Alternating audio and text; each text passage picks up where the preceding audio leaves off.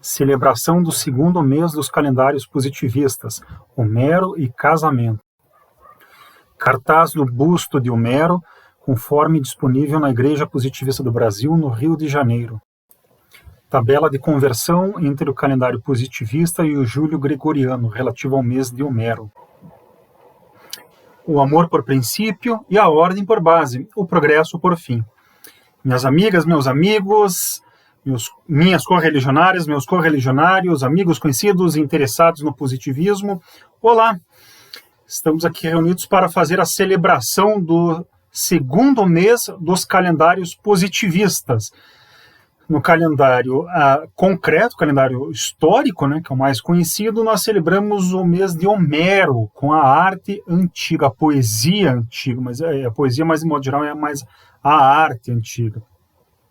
No calendário abstrato, que também é histórico, também é sociológico e também é tão importante quanto, até certo sentido, em certo sentido, é até um pouco mais importante que o calendário histórico, nós celebramos o mês do casamento, nós celebramos a importância do casamento, do vínculo do casamento. Vamos começar com o mês de Homero, com a celebração da arte antiga, da poesia antiga, né? Bem, considerando o ano do calendário Júlio-Gregoriano de 2021, o mês de Homero começa em 29 de janeiro e termina em 25 de fevereiro, não é? 28 dias. É o segundo mês concreto, não é? Representa a arte antiga, né? E é o segundo mês da antiguidade. O primeiro mês da antiguidade é a teocracia inicial. E aí há mais 4 meses da antiguidade. A poesia, a filosofia, a ciência e a civilização militar, com César, o Júlio César, né? Por que a gente começa a antiguidade, e já entramos na antiguidade clássica, das origens greco-romanas do Ocidente, gregas e romanas, né? A inteligência grega, as ideias gregas e a atividade prática romana. Por que a gente começa com a poesia? Porque a poesia e as artes, de modo geral, mas a poesia em particular, foi o primeiro ramo a sair da árvore da teocracia inicial. Não é? Nós vimos em outra celebração que as teocracias iniciais regulavam o conjunto da existência humana. Não é? Tinham poucos conhecimentos, mas, enfim, já notavam a necessidade sempre imperiosa de regular a conduta humana, seja individual, seja coletiva. Houve inúmeras, há algumas ainda teocracias, mas houve inúmeras teocracias, e na Grécia a teocracia foi natimorta, ela abortou. Por quê? Porque nunca houve um sacerdócio plenamente independente e capaz de subordinar os guerreiros, a casta dos guerreiros. Na Grécia, os guerreiros desde o início dominaram o sacerdócio, constituíram sociedades militares conquistadoras, desde o início. Não é? É o politeísmo progressista, ou progressivo, né? Em contraposição ao politeísmo conservador próprio às teocracias iniciais. Bem, como os sacerdotes não tiveram possibilidade na Grécia de subordinar os guerreiros dominaram e criaram sociedades militares e militaristas. Mas na Grécia, em particular, logo se constituiu uma casta, um grupo de indivíduos que, enfim, não eram propriamente sacerdotes, embora bebessem dos conhecimentos sacerdotais, e embora participassem das guerras, né, das conquistas, dedicavam-se mais a levar adiante tradições particulares, especializadas do conhecimento que vinha do sacerdócio. Na ordem histórica em que esses conhecimentos foram sendo tirados da árvore da teocracia e especializados na Grécia, a ordem foi exatamente essa. poesia, depois filosofia, depois ciência. Não é? Quando se encerra o ciclo da ciência com Arquimedes, né, e os pensadores que ele simboliza, né, a Grécia mais ou menos se esgotou. Continuou produzindo pensadores, poetas e assim por diante, mas aquele vigor intelectual, moral, político, social da Grécia se esgotou. Né? Depois do surto da ciência grega, Alexandre o Grande, descendo da Macedônia, conquista ali a Grécia, conquista ali a Pérsia, conquista o Egito. Então, a sociedade guerreira que vem, grega, mas que vem no caso da Macedônia, acaba com as teocracias que existiam ali ao redor. Depois vem Roma e acaba de vez mesmo com tudo isso daí. Mais ou menos, né, porque a Pérsia ressurgiu no século II ou III da Era Corrente. Mas, enfim, então, na Grécia, o primeiro ramo que saiu com clareza da árvore teocrática foi o ramo da arte, da poesia. E, enfim, o grande poeta da Grécia é Homero, indiscutivelmente. Há pessoas que dizem que Homero não existiu, que é um nome coletivo, quer dizer, é um único nome para um grupo espalhado, disperso no espaço e no tempo, de poetas, né, que iam de cidade a cidade cantando os mitos, as glórias poéticas, os mitos comuns, os heróis comuns da Grécia. Bem, pode ser que Homero seja um nome coletivo, dizem que não existiu, mas nós estamos considerando aqui que ele existiu e que ele é o autor de pelo menos 2 grandes poemas épicos, não é, relacionados ao ciclo da Guerra de Troia. Homero é do século VIII antes da Era Corrente, e os feitos que ele canta, né, nos seus 2 grandes poemas, a Ilíada e a Odisseia, aconteceram 400 ou 500 anos antes, né? No final da era primitiva da Grécia Antiga, da era micênica, da era micênica, né? No final da era micênica, depois, de repente, a civilização grega antiga mesmo entra em colapso, passam-se 400, 500 anos sem notícia, sem saber exatamente o que estava acontecendo, não se saber nem por que a Grécia micênica, dos grandes palácios, entrou em colapso, mas aí ressurge a Grécia e com os poetas, né, que, como eu falei, iam de cidade em cidade cantando os grandes mitos em comum.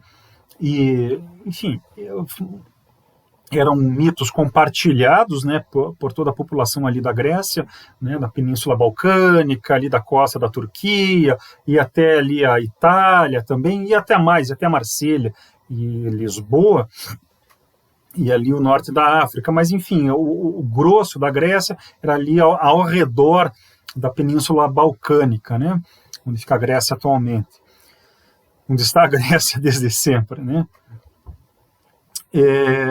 Esses poetas iam de cidade em cidade, cantavam a cultura comum e em uma cidade enfatizavam um aspecto, improvisavam, né? Enfatizavam um aspecto, em outra cidade enfatizavam outro, assim por diante. Mas essa era uma cultura oral, né? Não era escrita, era oral, e esses poemas começaram a ser fixados e com o passar do tempo repetiam, enfim, a cultura era oral, repetiam linha por linha, palavra por palavra dos longos poemas, não é, dessas poesias épicas. No caso de Homero ficaram 2, ele deve ter produzido outras, mas enfim, ficaram para nós 2. A Ilíada, que conta o período final, um trecho, um momento no final da Guerra de Troia, quando Aquiles se irrita com uma deslealdade de Agamenon, né, o maior guerreiro grego, se irrita com a traição, mesquinharia ali, né, no acampamento dos gregos, feito por Agamenon, e Agamenon era o grande líder da grande coligação grega que avançou contra Troia ali no norte da Turquia. enfim, na Turquia.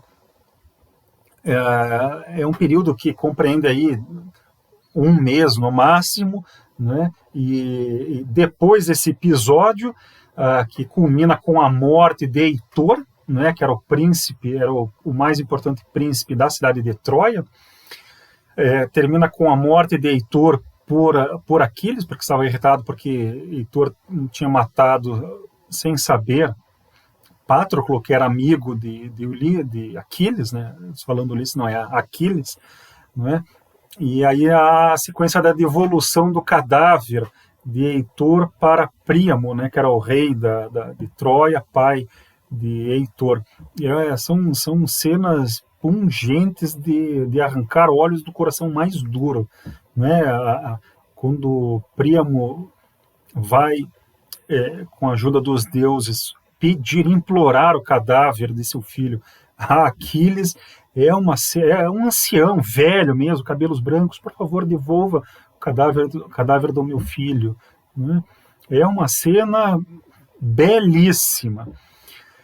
Essa Ilíada, né, ela virou mais ou menos filme, teve uma versão mais recente em 2004, que foi estrelado por Brad Pitt. Há problemas ali no roteiro, problemas, modo de dizer, né? O roteiro tinha que ser adaptado para um filme, então muita coisa teve que ser cortada, algumas coisas não correspondem aos mitos, à Ilíada em particular, mas de modo geral a gente entende ali o que está acontecendo, né?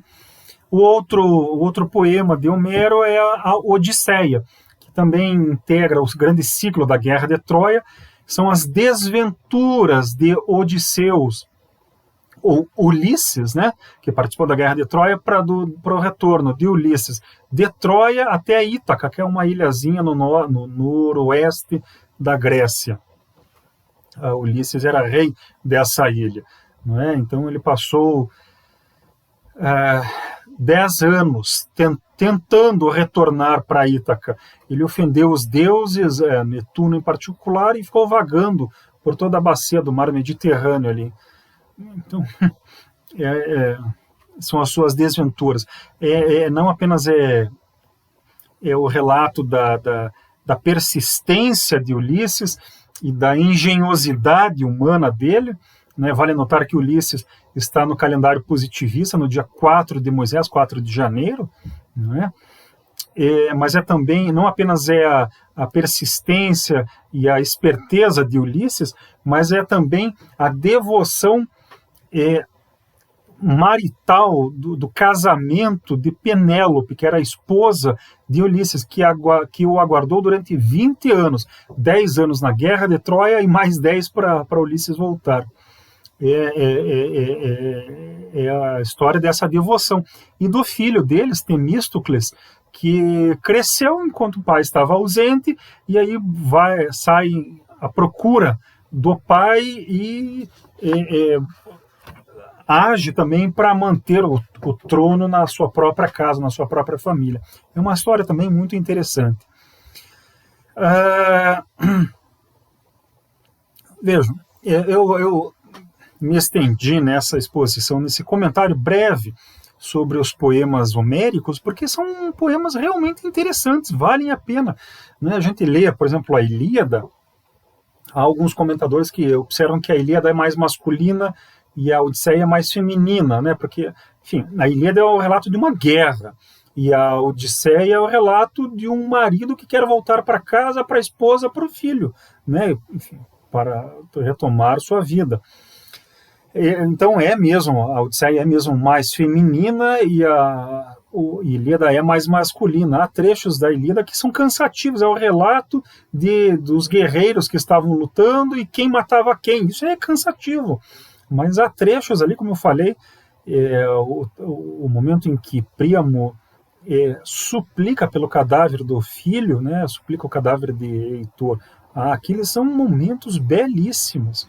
Né? É uma coisa que realmente vale a pena. Todo cidadão, todo ser humano tem que ler isso, pelo menos no Ocidente, né? Nas outras civilizações também, mas, enfim, as outras civilizações também têm seus próprios grandes poemas, né? Aqui no Ocidente, o dois dos grandes poemas fundadores da nossa civilização são esses dois, e valem mesmo a pena serem lidos, valem a pena. Bem, como o conhecimento, as ideias, né, a habilidade que os poetas gregos vieram das teocracias, não é?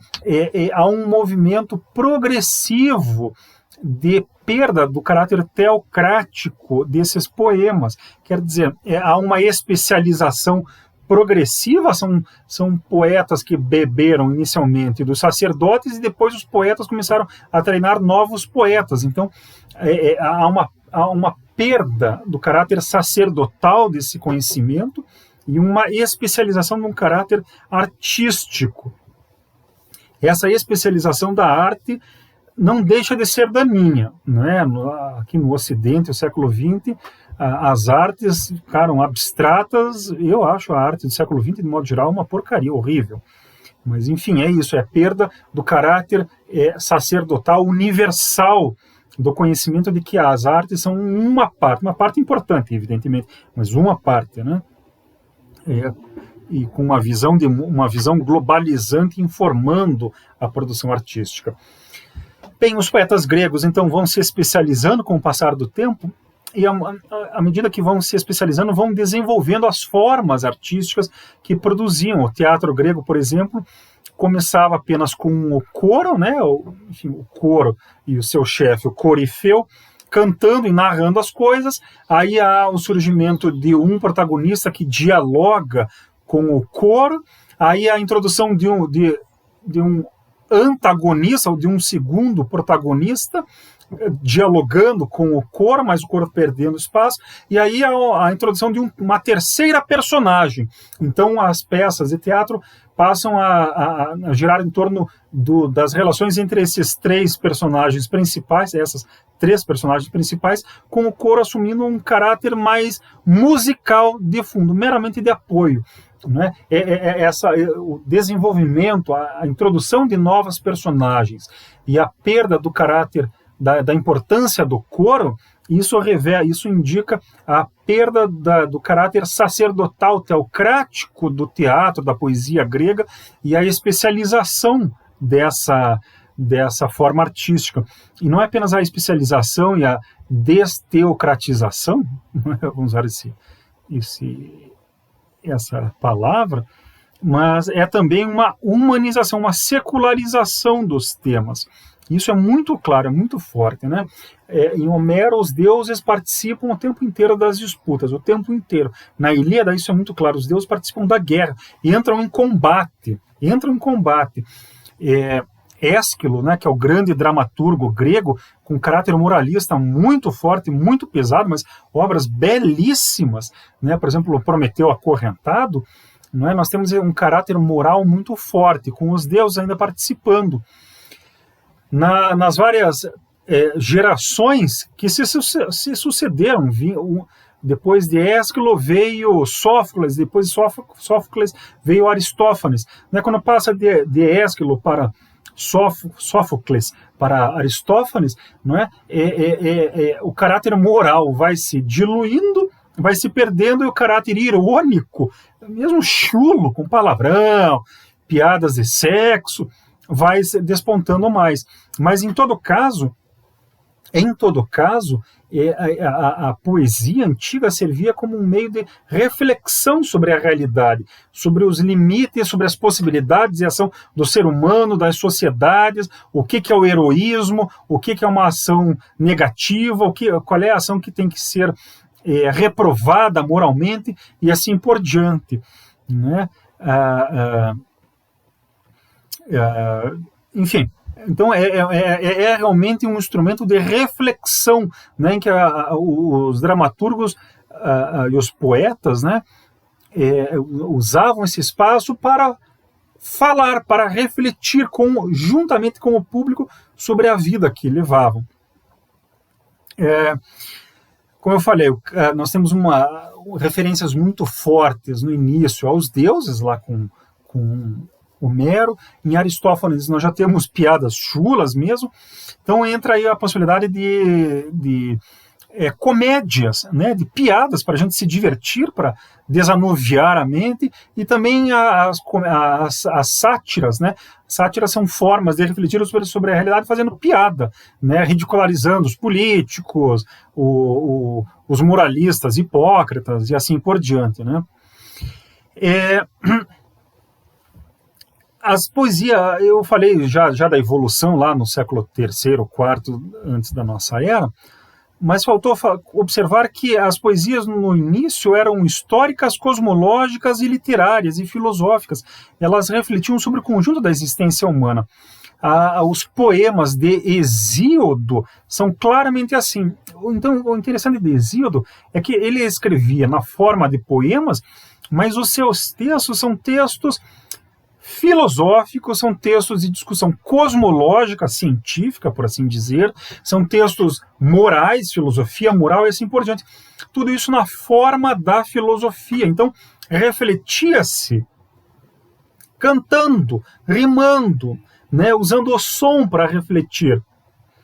Mas era uma reflexão de verdade, né? Uma reflexão, vejam, uma reflexão totalizante, por assim dizer, sobre o conjunto da existência humana. Não é?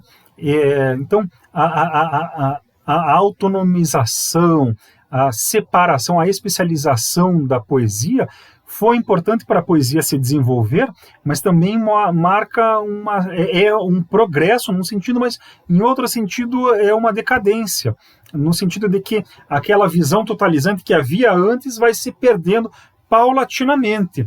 O positivismo, essa é uma das preocupações fundamentais de Augusto Comte. Augusto Comte fundou a religião da humanidade como religião, tendo como preocupação isso, de retomar, reinstalar a visão do conjunto da existência humana, regular cada uma das partes da existência humana, em vez de deixar cada uma desenvolver-se sem controle, né, e gerar as aberrações em que uma domina a outra, uma nega a outra e assim por diante. É necessário nós termos uma visão de conjunto e equilibrar esse conjunto. Então, aquela obra que existia, aquele movimento que surgiu 30 séculos atrás, o positivismo busca encerrar, né, retomar o conjunto da existência humana. Vale notar aqui, né, eu falei da poesia e passei logo ao teatro, porque, enfim, eu li muito teatro grego antigo em português, né? E em espanhol. E li os poemas homéricos, mas não há uma passagem imediata, direta, dos poemas para os dramas, né, para as peças de teatro. O teatro surgiu a partir do culto a Dionísio, né, em que usavam uma máscara, né, os atores usavam uma máscara para fingir serem o deus Dioniso, né, e as bacantes. E paulatinamente começaram a interpretar outras personagens, né? E daí surgiu o coro e assim por diante. Então, aí o culto a Dioniso, que é um culto mais tardio na história da Grécia. Grécia, a poesia antiga, é do politeísmo, né? E o politeísmo estimulou também as artes plásticas, né? A escultura, a arquitetura e a pintura. A gente vê hoje em dia, século XXI, as esculturas e a arquitetura, tudo branco, mármore branco. Na verdade, eram pintados também, né? Eram pintados. Então a gente vê os rostos com os olhos, né? Com os olhos lisinhos. É lisinho porque, enfim, esculpiam no mármore, mas na verdade, depois que esculpiam, pintavam. Então, originalmente, as estátuas eram todas coloridas, na Grécia e em Roma. Mas o tempo vai passando, vai caindo água, vão sujando, aí vão lavando, o vento vai agredindo, o sol vai agredindo, assim por diante. Então, muito do colorido das estátuas e dos monumentos se perdeu. Muito não, a quase totalidade, né? Só em alguns casos que nós mantivemos, por exemplo, lá em Pompeia, né, que o Vesúvio cobriu, então escavando ali dá para recuperar ali alguns painéis, algumas pinturas, né? E essa é uma coisa interessante que relativamente pouca gente sabe, né? Mas vale a pena comentar. O Frederick Harrison, né, que organizou o volume O Novo Calendário dos Grandes Homens, observa que a poesia antiga se refere a uma sociedade que é mais homogênea que a nossa sociedade atual. Né? As sociedades antigas eram mais homogêneas, havia maior uniformidade de crenças, havia uma relativa uniformidade de crenças de verdade, né? E apesar das disputas políticas, eles pensavam mais ou menos da mesma maneira entre si. Não é? Isso permitiu o desenvolvimento maior, mais contínuo da reflexão grega e da arte grega. Como o progresso, o desenvolvimento da ordem, havia uma ordem efetiva na Grécia Antiga, então a arte grega realmente progrediu, não é? Chegou a píncaros muito claros, né? Isso, enfim, é importante a gente notar. Em outras gravações eu falei do Triângulo dos Poetas. Augusto Comte elaborou o Triângulo dos Poetas, um triângulo retângulo, né, com medida 3, 4 e 5, né, com 13 poetas. Desses 13 poetas, 2 são antigos, Homero, evidentemente, e Ésquilo, né, que acabei de me referir. As semanas do mês de Homero são dedicados, então, a diversos aspectos da arte antiga. Em primeiro lugar, Homero, né, o chefe do mês, ele representa a poesia antiga em seus variados aspectos, não é? Em particular, em termos de idealizar a moralidade individual e coletiva. A poesia épica é isso, são os grandes destinos coletivos, né, e a ação dos indivíduos nesses destinos coletivos. E os destinos individuais são avaliados em função dos destinos coletivos. Então a poesia épica tem esse caráter moral, realmente moral, social, sociológico, né, muito marcado. Bem, as 4 semanas do mês de Homero são chefiadas por Ésquilo, Fídias, Aristófanes e Virgílio. Ésquilo, como eu comentei, são os grandes dramaturgos, né, e os poetas moralistas.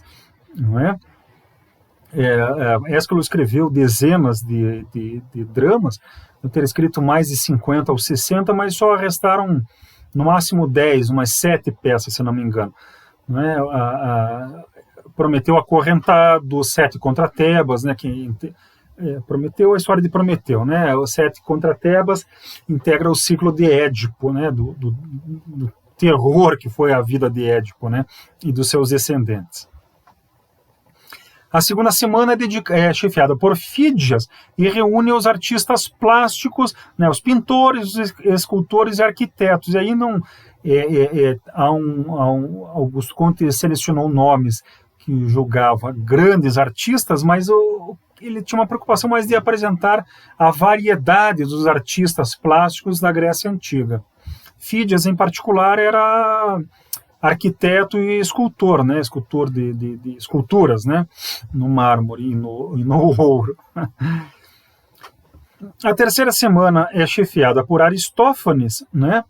Aristófanes é a terceira geração de dramaturgos de Atenas, né? Reúne os poetas fabulistas, por exemplo, Esopo, né? Que fábulas são histórias morais em que as personagens são animais. Há os apólogos, né? Em que as personagens são coisas, objetos, né? Mas enfim, Aristófanes reuniu os poetas fabulistas, os moralistas satíricos e de costumes. Aristófanes é assim, ele fazia piada, por exemplo, há uma peça, As Rãs, se não me engano, ou As Nuvens, em que ele ridiculariza sem dó nem piedade Sócrates, mostrando que como o comportamento de Sócrates largamente era ridículo. Então, é a moralidade, a moralização por meio do riso, né? E, enfim, é sempre muito importante isso, também para nós podermos desanuviar a mente, né, como observei agora há pouco. E, por fim, Virgílio, né? Virgílio é o grande poeta épico romano, né? Escreveu a Eneida e outras obras, né? Virgílio, em particular, também foi o guia de Dante pelo inferno e pelo purgatório na Divina Comédia, né? Mas, enfim, a semana de Virgílio, ela reúne os poetas, os dramaturgos, os satiristas romanos, né, que tiveram seus próprios poetas a partir da obra grega, influenciados pelos gregos, pelos atenienses em particular, né, mas tiveram seus próprios poetas, né, de que Virgílio é o grande representante. No caso da Semana de Virgílio, para concluirmos aqui essa parte da nossa exposição, os poetas reunidos na Semana de Virgílio, e Virgílio em particular, cantavam a possibilidade de paz, de a humanidade encerrar seus conflitos, encerrar as guerras e ver num período de paz permanente, de paz eterna. Isso 20 séculos atrás. Então, essa prefiguração do futuro da humanidade, não é? Logo após terminado o grande ciclo de conquistas de Roma, em que era possível ter aí um império baseado na paz interna, não é? Um império gigantesco, não é? Prefigurava a possibilidade de proscrição das guerras. Né? Júlio César dizia: fazemos as guerras para levar os hábitos da paz. Bem, então Virgílio representa isso, e a semana dele representa também esse ideal de paz. Bem, com isso encerramos a primeira parte dessa nossa exposição, faremos uma pequena pausa. Quando retornarmos, celebraremos o segundo mês do calendário positivista abstrato relativo ao casamento. Até daqui a pouquinho. Retomando a nossa exposição, vamos ver então o segundo mês do calendário positivista abstrato relativo ao casamento. Bem, o primeiro mês do ano, no calendário abstrato, é dedicado à humanidade. Não poderia ser diferente. A humanidade é o nosso grande ser, é o nosso ser supremo. Enfim, como vimos em outro vídeo, é o nosso ser supremo, mas ele não é absoluto, ele é relativo, ele não é unitário, ele é composto. Ele, ao contrário das divindades teológicas, a humanidade não é indiferente ao destino e à sorte de cada um dos seres humanos vivos. Nós precisamos dela, assim como ela precisa de nós. O primeiro mês é dedicado à humanidade, né? O segundo mês inaugura uma sequência que celebra os laços fundamentais, né? Os laços humanos fundamentais, os vínculos humanos fundamentais. São 5 vínculos que Augusto Conte celebra: o casamento, a paternidade, a filiação, a fraternidade e a domesticidade. Bem, o casamento entra em primeiro lugar entre esses laços fundamentais porque é o mais importante desses vínculos fundamentais. Ele não apenas é o mais importante dos laços fundamentais, como é o mais importante dos sacramentos positivistas. Bem, os sacramentos positivistas são momentos, não é, solenes na vida de cada indivíduo, são momentos realizados, são solenidades realizadas pelo sacerdócio positivista para marcar momentos importantes na vida de cada um, para marcar a progressão da vida de cada indivíduo. Então nós temos a apresentação, que enfim, seria um equivalente da apresentação, seria o batismo católico, né, quando o recém-nascido é apresentado para a comunidade. Então, temos a apresentação, a iniciação, a admissão, a destinação, o casamento, a madureza ou a maturidade, o retiro, a transformação, que é a morte, e a incorporação, que é a decisão de se o indivíduo vai ou não ser incorporado formalmente à humanidade. Então, esses 9 sacramentos regulam a existência humana, a vida humana, né, indicando que estamos passando por novas fases, né? Então, as nossas responsabilidades são diferentes. O que se espera de cada um, né, mais ou menos com essa idade, é diferente do que se espera em outros momentos, em outras idades, né? Desses 9 sacramentos, o mais importante é o casamento, indiscutivelmente mesmo, não é? Bem, mas esses sacramentos, eles regulam a vida humana, e é necessário dizermos aqui com toda clareza uma advertência que Augusto Conte faz. Os sacramentos positivistas são todos facultativos.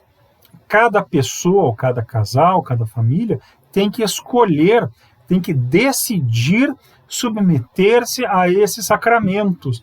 Por quê? Porque eles são de caráter moral e eles implicam obrigações morais da parte do aderente, do fiel, não é? Do positivista. O casamento, por exemplo, o casamento positivista tem uma série de responsabilidades, de obrigações vinculadas a ele. Isso é próprio ao positivismo. Nós julgamos que é correto por uma série de motivos. Quem não é positivista não é obrigado a se submeter a isso. Ou algum positivista que considere que não tem a força de caráter, não tem a firmeza, não tem um ambiente propício, capaz de que concorra para ele realizar esses sacramentos, para que ele realize as obrigações decorrentes daquele sacramento. Então ele não fará, não é? Ele não se submeterá a esse sacramento. De maneira complementar ao casamento religioso, ao casamento civil. E esse é mais ou menos obrigatório. O casamento civil é simplesmente a celebração que o Estado faz, afirmando que existe uma nova família, um novo casal. Né? Basicamente, um novo casal. Né? Nas últimas décadas, os casais homossexuais. Enfim, são casais. Né? Quando eu falo casal, é casal de homem e mulher. Mas os casais homossexuais mais ou menos mudam um pouco essa dinâmica. Mas, enfim, o casamento civil serve para isso, para o Estado reconhecer que existe um novo casal que vai dividir a vida e vai dividir direitos e responsabilidades, e é isso, não é? É o casamento positivista, nesse sentido, em relação ao casamento civil, é complementar. É claro que, como nós somos uma religião, para nós o casamento religioso é muito mais importante que o casamento civil. Ainda assim, nós consideramos que o casamento positivista tem que acontecer depois do casamento civil, 3 meses depois do casamento civil. Então, para resumir, os sacramentos positivistas são facultativos porque eles indicam um grau de comprometimento com os valores próprios da religião da humanidade, a aceitação da sua moralidade, dos seus valores, né, com as suas obrigações. E essas obrigações são obrigações de estimular o altruísmo, né, há obrigações vinculadas a isso. Né, difundir, fomentar o altruísmo é uma delas. Isso pode parecer pouco, mas não é bastante coisa, é muita coisa, na verdade. Bem, por que o casamento é importante? Pelo menos por 2 motivos. Em primeiro lugar, porque ele funda uma nova família, não é? O que implica todos os encargos morais e materiais relativos a isso. Não é? Um cônjuge se responsabiliza pelo bem-estar do outro. Como, enfim, quem é casado, já se casou, sabe que responsabilizar-se pelo bem-estar do cônjuge exige muito esforço, exige muita dedicação. É algo bastante pesado. Então, o casamento é importante por causa disso, em primeiro lugar. E, em segundo lugar, e como decorrência da criação de uma nova família, né, institui-se a relação inicial e original entre um homem e uma mulher. Não é?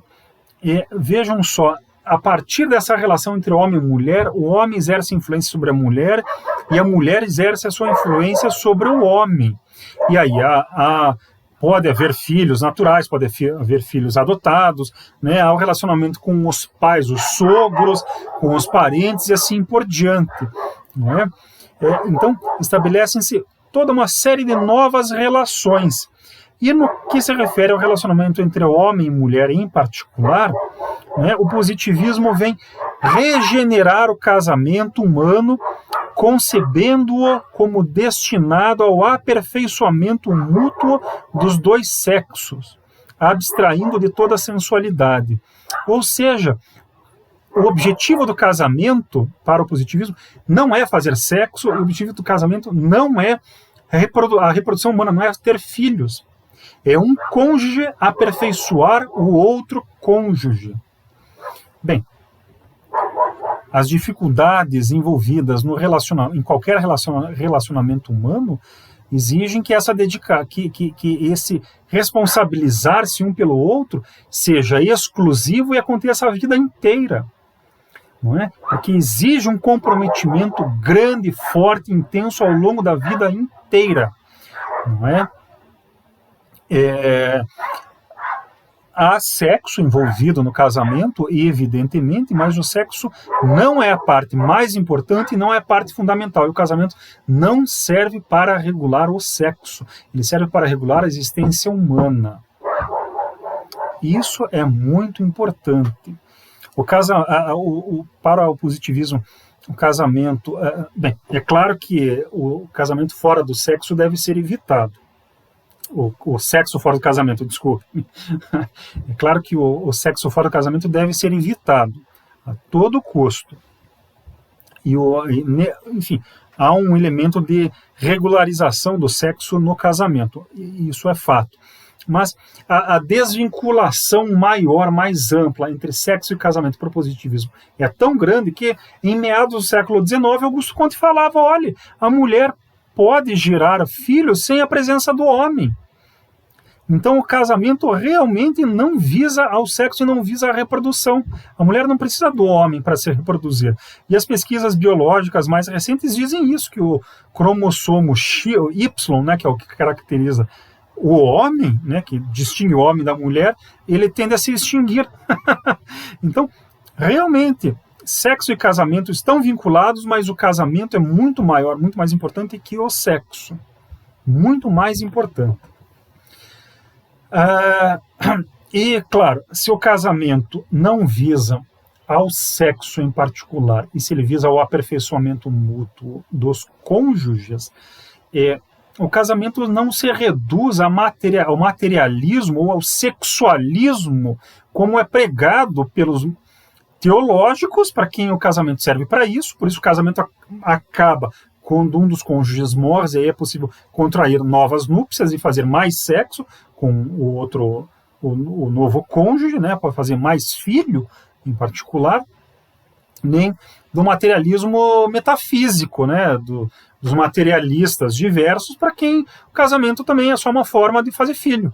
Né? E essas concepções são extremamente grotescas. Tiveram utilidade séculos, milênios atrás, mas caramba, não é? Nós vivemos uma sociedade que afirma a bondade, a generosidade inata do ser humano.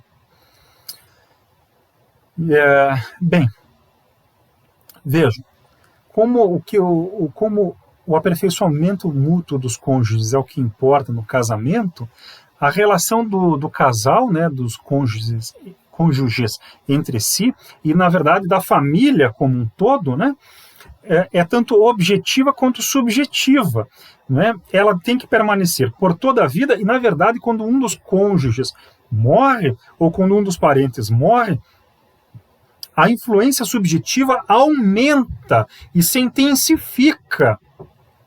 Por quê? Porque aqueles motivos de discussão, de discórdia, que nos cansam no dia a dia enquanto estamos vivos, quando um dos cônjuges morre, esses elementos de incômodo deixam de existir, cessam. E nós começamos a nos lembrar dos bons momentos que tivemos com o cônjuge ou com o nosso parente que morreu. E cada vez mais nós vamos nos lembrando dos bons momentos, da boa ação, do bom influxo que nós sofremos, ou porque nós passamos com esse parente, com esse cônjuge.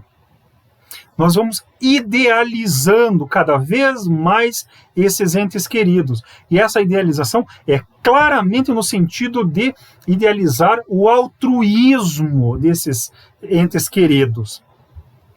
A influência deles, nesse sentido, aumenta cada vez mais, em que nós procuramos estar à altura dos bons sentimentos, das boas ações, do bem que esses entes queridos nos fizeram. Isso aumenta a responsabilidade que nós nos impomos. E isso é bom, não é? Porque regula a nossa existência e dá um objetivo à nossa ação. Ao mesmo tempo que estimula o altruísmo, evidentemente. Não é? Bem, se a vida inteira não basta para nós, é insuficiente para nós conhecermos o cônjuge, regularmos a conduta dele e sermos influenciados por ele, e se a influência subjetiva aumenta depois da morte, não faz sentido nós falarmos em segundas núpcias, em um casamento após a morte do cônjuge. Não faz sentido, não é? Casar-se de novo após a morte do cônjuge é uma forma de desprezar a ação desse cônjuge. É dizer que foi tão ruim que nós queremos uma nova tentativa, um novo esforço, nós queremos outra coisa. É dizermos, olha, a vida que eu tive com o cônjuge que morreu não serviu para nada, ficou a vida inteira e não serviu para nada. Bem, então o positivismo afirma a monogamia e a viuvez eterna. Quando o positivista se casa, no casamento positivista,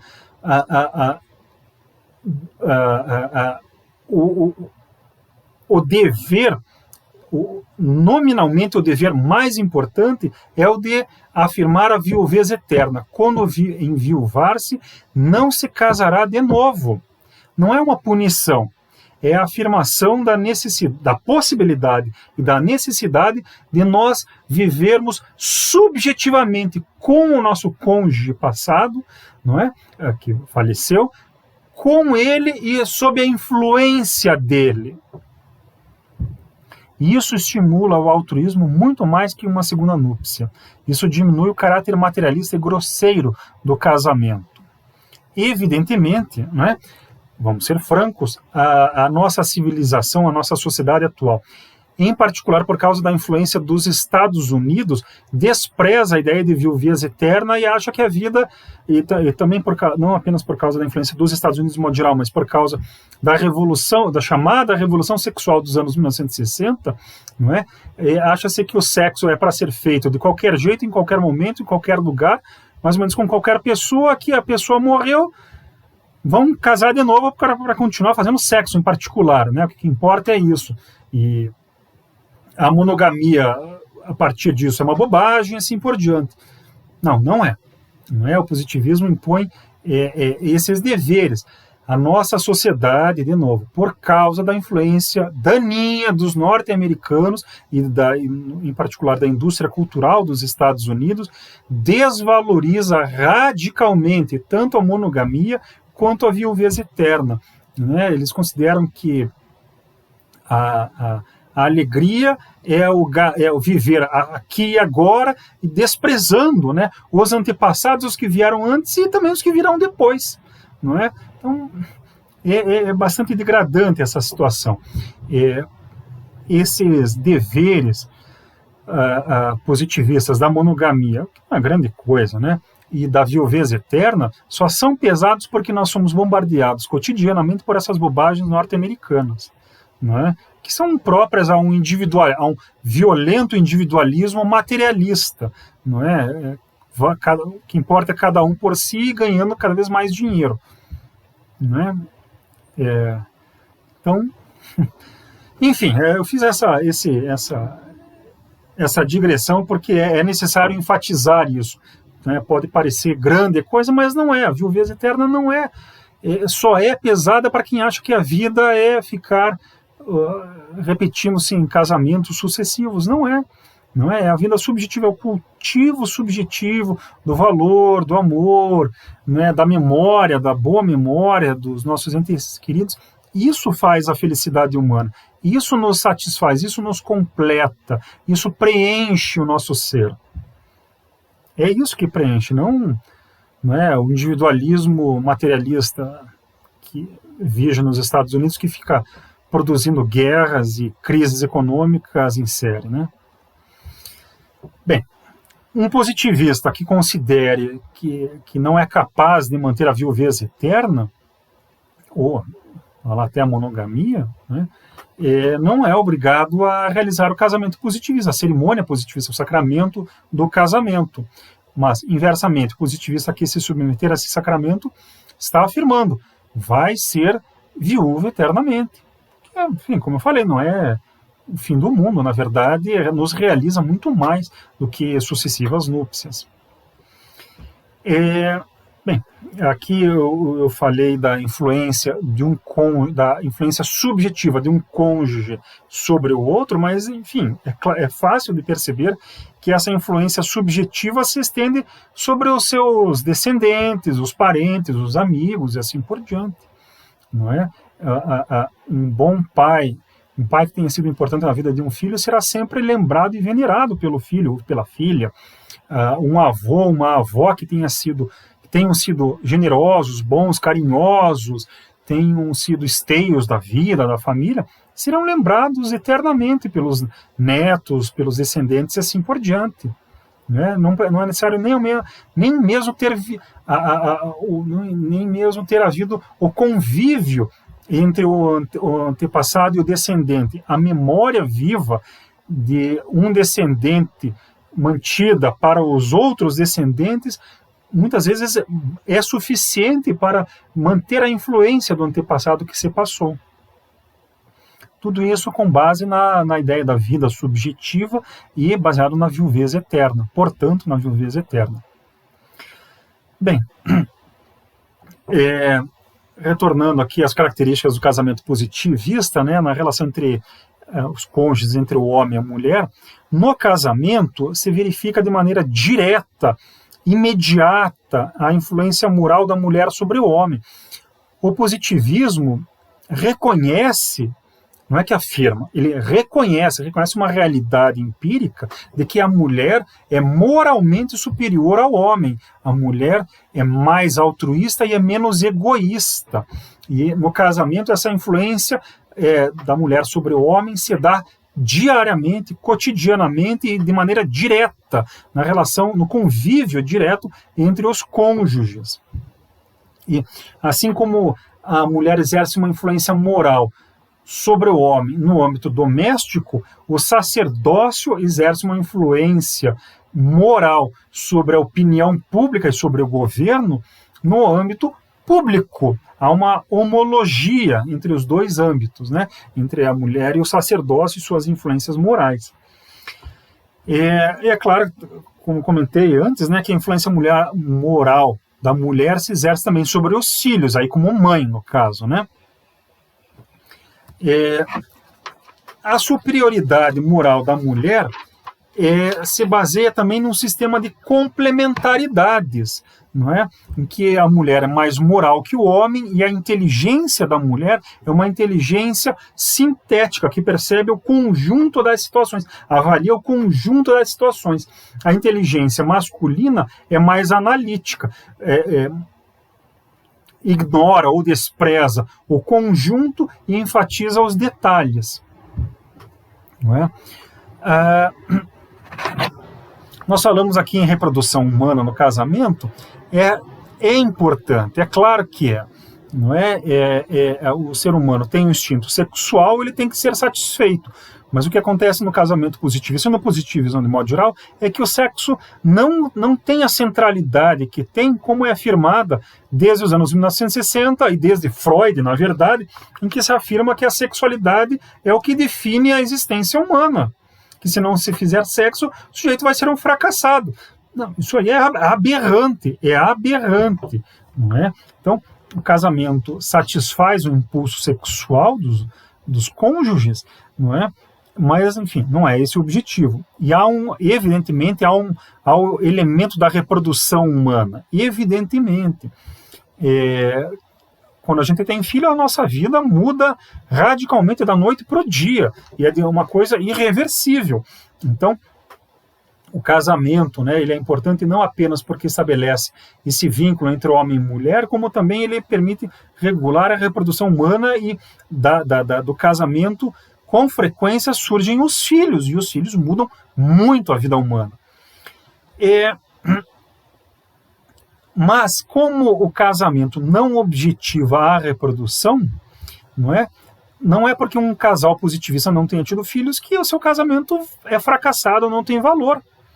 Talvez ele não queira ter filhos, ou talvez não consiga, não possa por algum motivo genético, moral, não, enfim, cabe a cada um.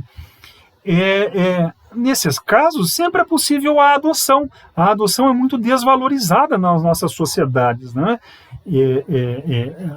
A reprodução humana tem que ser, ainda vai passar por muitas discussões sobre a sua reprodução, mas muitos dos que afirmam que a vida não pode ser jogada fora são pessoas que não valorizam a adoção, que deixam crianças largadas na rua, serem jogadas fora, e assim por diante.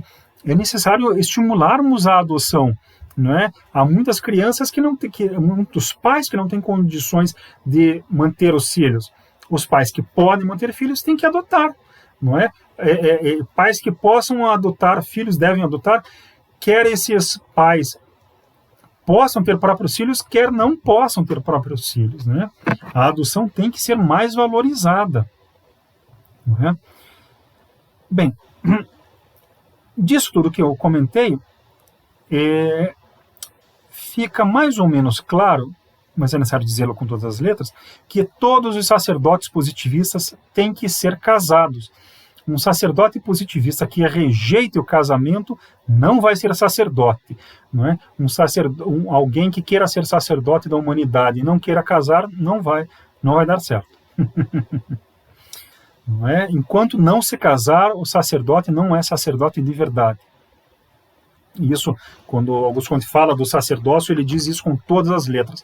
O sacerdote só vai ser oficializado como sacerdote, deixando os graus iniciais apenas depois de se casar. Não é? Então é importante isso. Bem, todo mês positivista tem 4 semanas, cada semana de 7 dias, cada semana representando um aspecto. Os 4 aspectos do casamento, no mês do casamento, são o casamento completo, o casamento casto, o casamento desigual e o casamento subjetivo. O casamento completo é a celebração, é a valorização do casamento em sua inteireza, com todos os seus vínculos, inclusive com a viuvez eterna, não é? É a união, ao mesmo tempo exclusiva e indissolúvel, mesmo pela morte, ou seja, a viuvez eterna. O casamento casto é a celebração dos casamentos em que, por qualquer motivo moral, físico, o casal não consiga ter filhos, não possa ter filhos. Não é? A castidade aí mais ou menos se impõe. E se a castidade se impõe, isso evidencia o caráter subjetivo do casamento. Não é? E como nós comentamos antes, as adoções podem suprir essa lacuna, no caso de impossibilidade, por qualquer motivo, do casal ter filhos, querendo ter filhos. Né? Bem entendido. O casamento desigual se refere aos casamentos que de caráter excepcionais, são exceção. Os casamentos excepcionais em que houver desigualdades muito acentuadas entre os cônjuges, especialmente em termos de idades, né? O homem já é idoso, a mulher é novinha ou é de meia idade, por exemplo. Mais recentemente está ficando mais comum mulheres mais velhas, já quase idosas, e rapazes ou homens de meia idade se casando, né? Por fim, o casamento subjetivo, né? É a celebração do caráter moral, mais puro, mais afetivo do casamento. É a parte que se evidencia por causa da viuvez eterna. Bem, com isso nós terminamos aqui os comentários sobre o segundo mês do calendário abstrato, né, sobre o casamento. Faremos uma pequena pausa e em seguida comentaremos os aniversários, os centenários, as comemorações cívicas diversas deste mês. Até daqui a pouquinho. Então, voltamos à nossa exposição. Vejamos então quais são os centenários, os aniversários deste mês, do segundo mês do calendário positivista. Nós temos, em primeiro lugar, Louis Mignon, não é? Aniversário de morte em 8 de Homero ou 5 de fevereiro. Ele morreu em 1871, 150 anos da sua morte. O Mignon era operário, era proletário parisiense, era amigo do Fabien Maignan. Ele tem nomes muito parecidos, né? Este é o Mignon, o outro era o Maignan. eram membros da sociedade positivista, desde o início, né? O Mignon conheceu o positivismo, a sociedade positivista, por meio do curso de astronomia popular de Augusto Comte, não é? Então, Mignon é importante porque foi um proletário, né, que foi para o positivismo, reconhecendo a importância do positivismo para a melhoria da sociedade, da situação dos proletários e assim por diante. Em segundo lugar, no dia 10 de Homero, 7 de fevereiro, nós temos o aniversário de nascimento do Dr. Paulo de Tarso Monte Serra. Ele nasceu em 1823, daqui a pouco fará 100 anos que ele nasceu. O Dr. Paulo morreu com mais de 90 anos, 91 anos. Ele era paulista, do interior de São Paulo, mas fez a carreira inteira, viveu a vida inteira em Curitiba. Não é? Então era psiquiatra, era terapeuta e psiquiatra, né? E passou a vida inteira ajudando as pessoas, as gerações de curitibanos que passaram pelo consultório dele, que são muito gratos, né, por ele. Em 17 de Homero, 14 de fevereiro, nós temos o aniversário de morte do Georges Audifran. O Audifran morreu em 1909, foi o último discípulo direto de Augusto Comte, pelo menos o último executor testamenteiro de Augusto Comte. O Audifran era marselhês, no sul da França, né, na margem do Mediterrâneo, e era médico, e desenvolveu as concepções médicas e neurológicas de neurociência de Augusto Comte, em 2 livros, né, sobre o cérebro e a inervação, e sobre o cérebro e as doenças nervosas. E escreveu muito sobre teologia, sobre o catolicismo, sobre filosofia, foi um historiador do positivismo. A partir de 1870, ele passou a criticar duramente o Pierre Lafitte, de que vamos falar daqui a pouco. O Pierre Lafitte se distanciou fortemente do positivismo, embora se dissesse positivista, e o Audifran procurou manter, não é, a ortodoxia, o respeito aos valores do positivismo. Ele não se casou, então não pôde se tornar sacerdote positivista, né?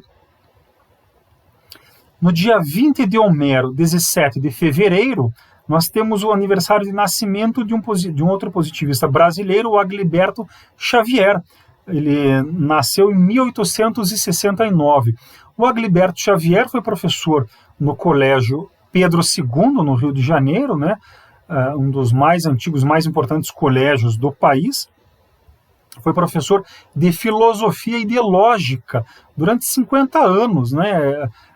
Quem procura as memórias dos alunos dele diziam que eram aulas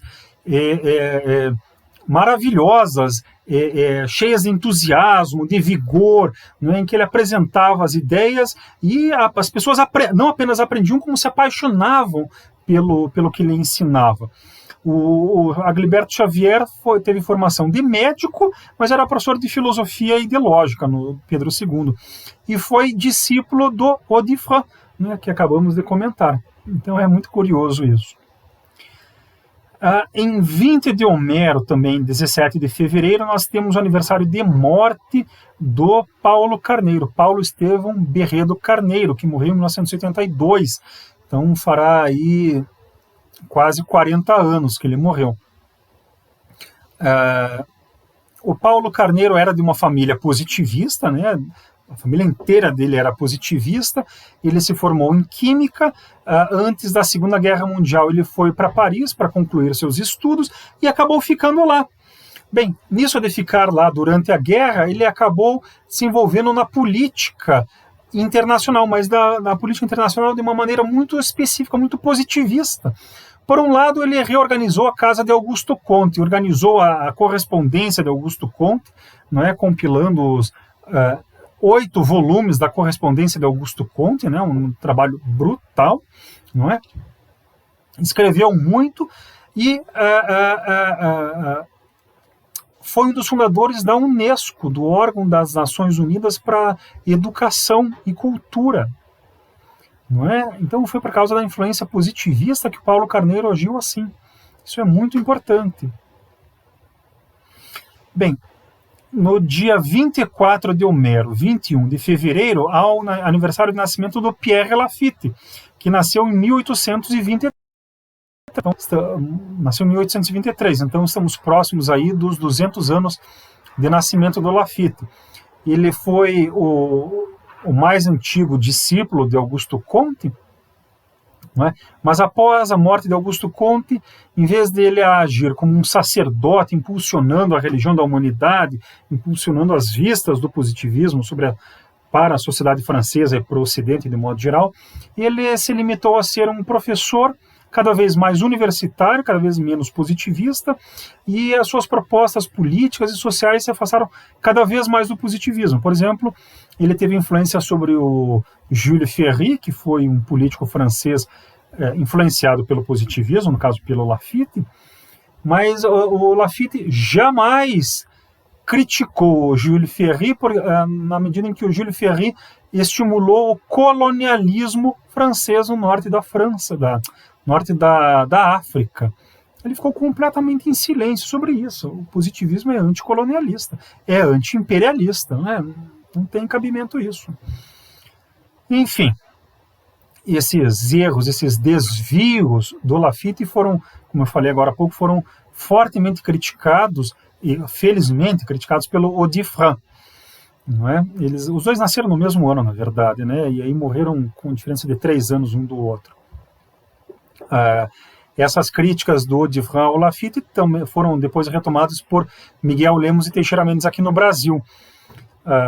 Enfim, são críticas absolutamente corretas, não é? Infelizmente o Lafitte teve esses defeitos. Era um grande pensador, mas era só isso, era um grande pensador, não era um sacerdote, não era um político, era só um professor universitário, só.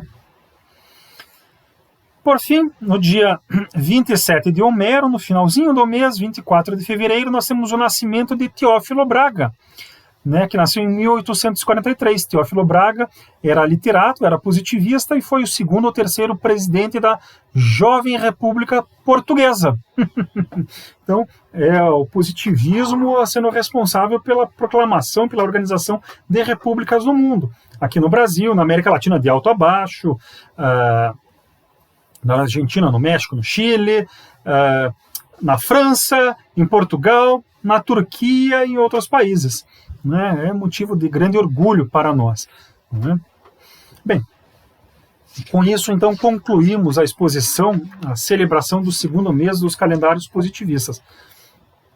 Espero que tenham gostado, espero que tenham entendido o que eu falei, né?